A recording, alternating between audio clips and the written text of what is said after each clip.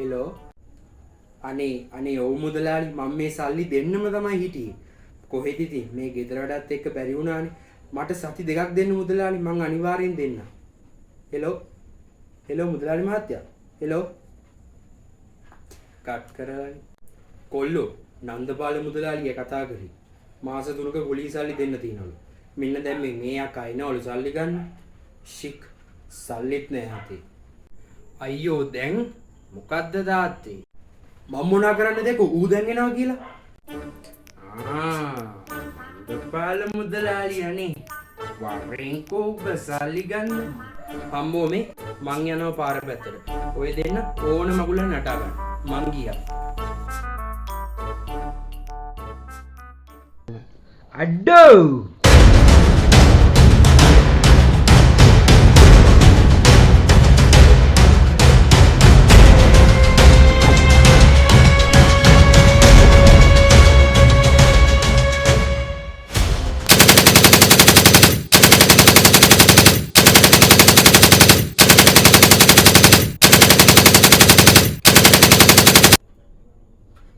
Hello කියපන් මචං.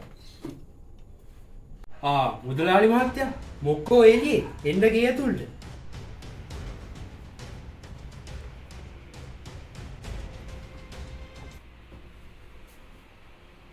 ඉදගන්න මුදලාලි මහත්තයා.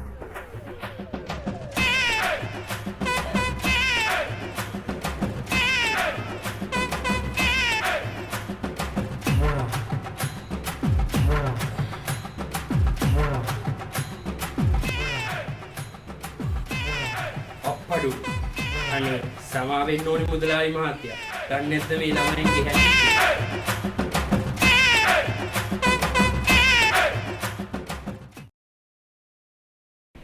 මට ඒව දාලා නෑ ආයිසේ. මම නන්දපාල මුදලාලි.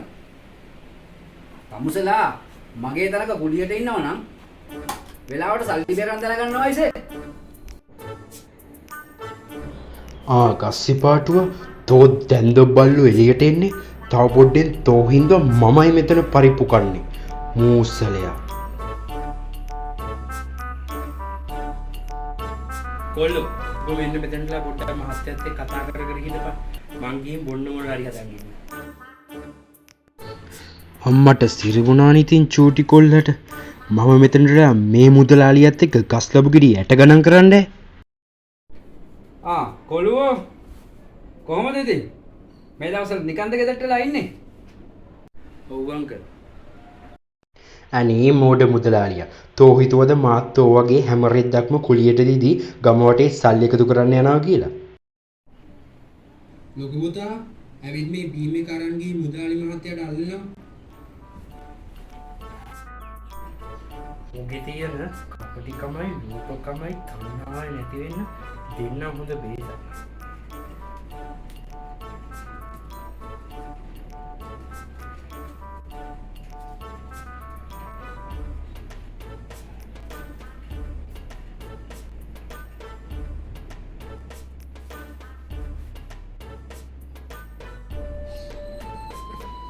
अंकल बी में මට බීමත් හදලා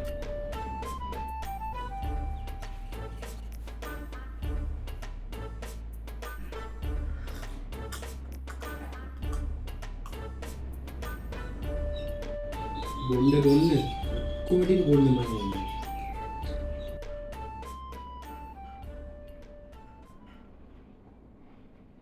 ඉතින් අංකල් කොලී සල්ලියම ඔක්කොම කීයක් විතර දෙන්න දියාද? කුලී සල්ලිද කොළුව?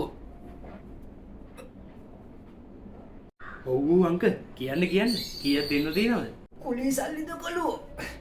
කුලී සල්ලි මොකක් හරි කරගන්න බැරි අය බං.